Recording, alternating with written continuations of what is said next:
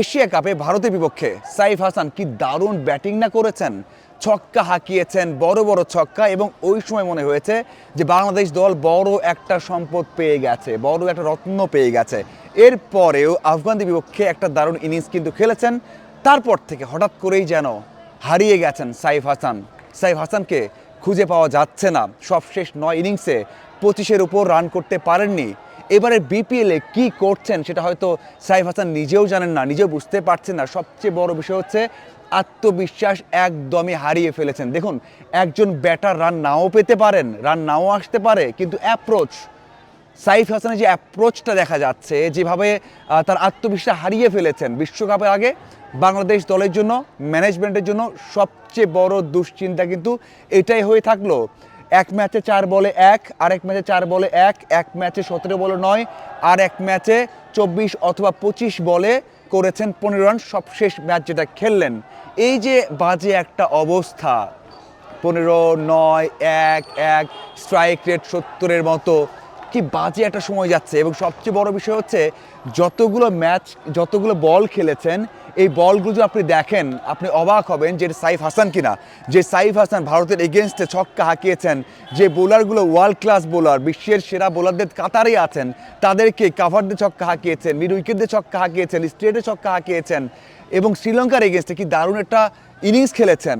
সেই সাইফ কি এই সাইফ? আপনি মেলাতে পারবেন না, একদম মেলাতে পারবেন না।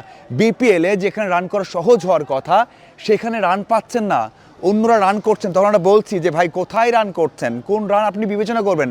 শান্ত অথবা যারা রান করছেন, মিঠুন রান করছেন, তাদেরকে নিয়ে আমরা বলতে পারি, বা শামীম রান করছেন, যে কোথায় রান করছেন, ভালো বোলার নেই, ভালো উইকেট না। সেখানেই এই অবস্থা সাইফ হাসানের।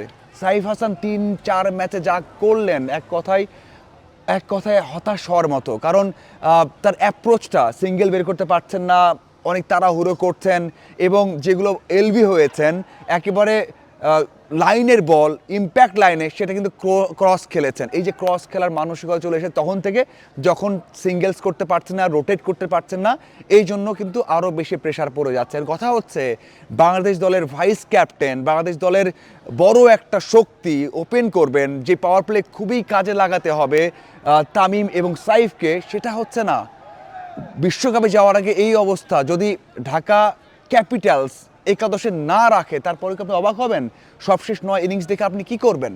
অবশ্যই ঢাকা ক্যাপিটালস তো চাইবে যে তাদের ওপেনিং পার্টনারশিপটা ভালো করুক। এই যে ওপেনিংয়ে দুজনকে নামিয়েছেন, মামুন এবং গুরবাজকে, তারাই কন্টিনিউ করুক। হয়তোবা ওখানে সাইফের জায়গায় অন্য কাউকে সুযোগ দিতে পারে।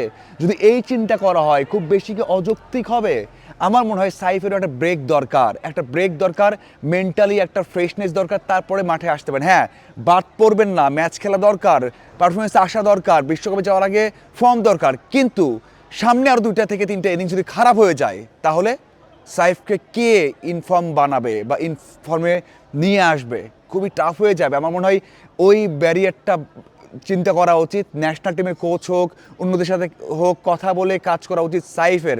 না হলে এই সমস্যাটা অনেক বেশি হয়ে যাবে। আমি বলবো না যে আউট অফ ফর্ম, আমি বলবো না ভালো করবেন না, তবে বলতে চাই সাইফ হাসানের যে আত্মবিশ্বাস অথবা মানসিকভাবে আটকা পড়ে গেছেন, এখান থেকে বেরিয়ে আসতে হবে। কারণ তার প্রত্যেকটা বল যদি আপনি দেখেন, কনফিডেন্সের অভাব লক্ষণীয়।